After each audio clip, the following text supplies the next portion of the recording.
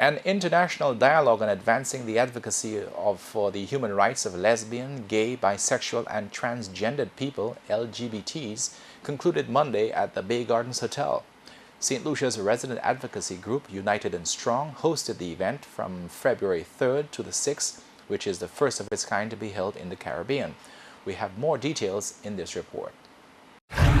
The main focus of the dialogue was on strengthening the Caribbean response and linking the regional and international advocacy around the world. A media briefing was held on the final day of the conference to update the public on the progress of talks.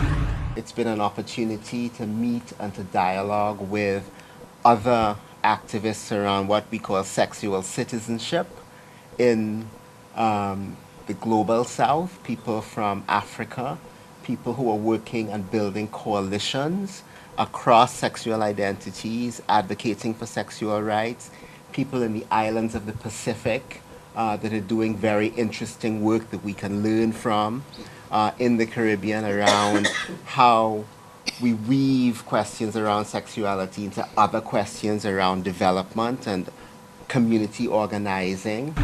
Homophobia is one of the biggest obstacles facing the advancement of the cause.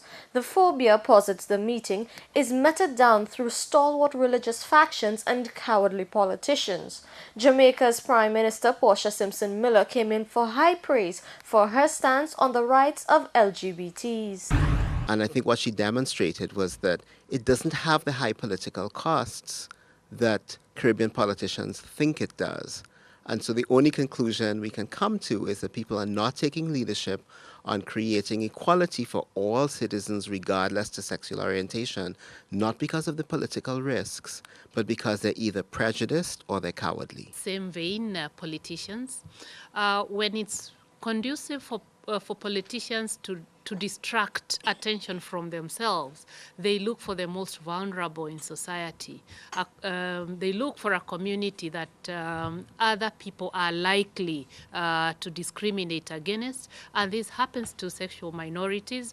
When I look in my region in Africa, we've had a government like the government of Uganda trying to legislate against a community precisely to distract attention from the misgovernance of public resources, bad governance, bad political environment, and sort of focus attention from themselves and divert it to a community and invite violence against a community in Uganda. That bill sought to criminalize homosexuality and introduce the death penalty, which had already been settled on other areas. So really, politicians using their political might, using their privileged positions in parliament, instead of addressing the larger public good, they look at a community and try to divert public attention against that community. Activists say all they ask for is the same rights afforded to heterosexuals, to introduce a partner without feeling shame, to apply for a job without discrimination against sexuality, to hold hands with their significant other in public, for their children not to be victimized because they have same-sex parents.